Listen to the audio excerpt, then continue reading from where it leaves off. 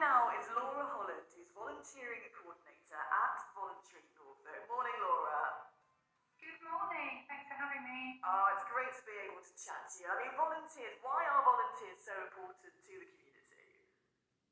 Volunteers are an amazing and key contributors to the community. So without them, many non-for-profit organisations would really struggle to operate and be able to support their communities. So volunteers are key to those organisations thriving, really. Because they can make such a difference, can't they? And there's so much you can volunteer with as well in Norfolk, and that's a wonderful thing, isn't it? It is. It's absolutely wonderful. There literally is a volunteer role for everybody, whether you want to volunteer from home, whether you want to be out and about sort of doing conservation work, or whether you want to sort of really help an individual reach sort of their health and wellbeing goals. There really is sort of a role for everybody. So what are the sorts of things that you tend to see with your volunteers? How do you see lives change because of the hours they put in? It's such a massive change to sort of individuals. So many of our volunteers just go above and beyond every day, really, as sort of befriending, sort of helping people to reach their health goals. There are volunteers that are supporting people that are lonely and isolated, so that volunteer might be the only contact that that individual has. So it's a really sort of lovely contribution for that person to make to sort of get them out, integrate them into their community, and just really sort of help boost their well-being, really. And when you do volunteer, and I volunteer for a couple of things, but it's sort of things I enjoy. So I volunteer with theatre groups, youth groups, and it's to be able to sort of, I get a lot out of it too. But there are some volunteering roles here in the county where people are just so selfless about it, aren't they? And just giving up their time just so they can help someone, and it's so good to see, isn't it? It is. It's absolutely amazing. I mean, volunteering is a choice. Nobody has to do it. So anybody that chooses to give their time and energy to a project, to an individual, to any organisation is just an absolutely amazing human. And of course, we're celebrating this in BBC Radio Norfolk's Make a Difference Award. So what do you think makes a volunteer, a standout volunteer, someone that really has gone the extra mile? I think everybody is amazing in their own way. Like I say, nobody has to do it. So it's a choice, and to make that choice to give your time to something sort of other than yourself is just absolutely phenomenal, really. And, with Voluntary Norfolk, I think the pandemic, made us all kind of reconsider, didn't it? And think, actually, I do need to give a little bit back here. So have you noticed sort of more interest sort of in recent times?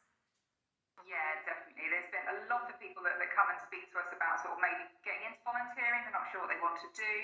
And it's really sort of made them sort of evaluate their work-life balance. So we've seen a lot of people reducing their hours and reducing their days of work and using those extra days to do some voluntary projects to sort of maybe increase their own well-being and just sort of get involved with their community. So we found the community is getting really sort of back to that closeness and that sort of tight-knitted that we've sort of maybe had sort of not since the war. So it's just been amazing.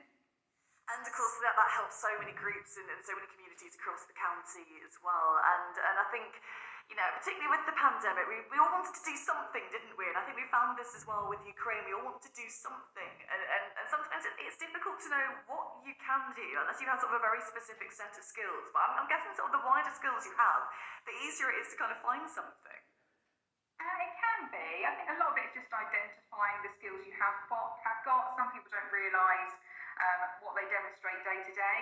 And so just having those chats with them and sort of opening their horizons a little bit into the possibility and the roles that are available. It's just nice to sort of have that opportunity to chat to people and to see just what amazing things that they do already, really. And I guess as well for you, you must see so many different people come through your doors as well and volunteer of all ages and backgrounds. Yes, yeah, it literally is from anything from like school children, we've got some sort of school students that want to get involved and do sort of fundraising and raise awareness for specific organisations, to those that are retired. So again, some people that just want to reduce their hours and do a little bit of extra. It literally is for anybody. There's so many people and so many diverse roles out there as well. It's just great, really. And has there been sort of any particular campaign or piece of volunteering that's really stood out to you over the last year? I think it's it's just everything around sort of the COVID and the pandemic. It's just how communities have really come together over it, got to know each other, got to know what skills people have, and doing that sort of skill sharing sort of volunteering. That's been really, really lovely to see, and it's lovely to see how sort of communities have really thrived from it, and just got like close of like sort of big family networks now. That's really lovely.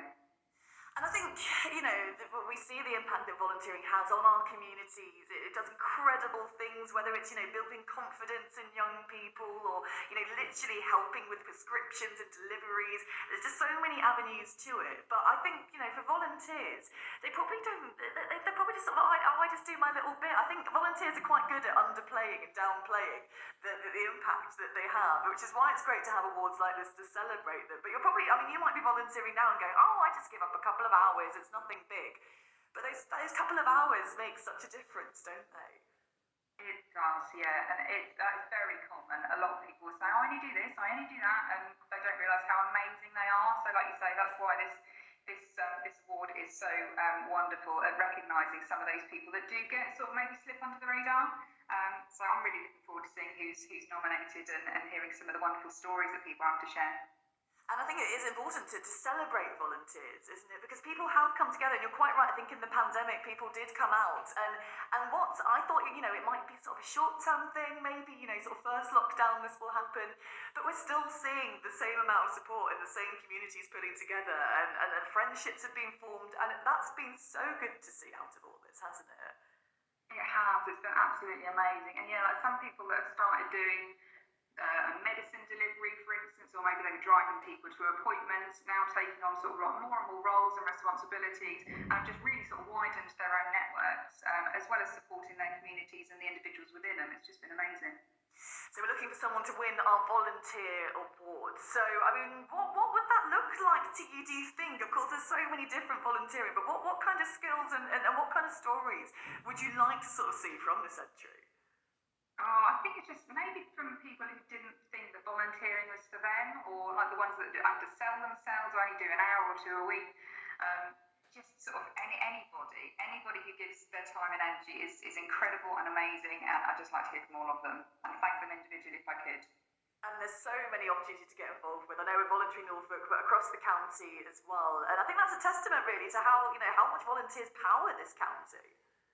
Yeah, they really do. They really are key to sort of communities thriving. I think at the moment we've got over 260 roles that are sort of dotted all about the county, that vary from driving to befriending to sort of medicine deliveries.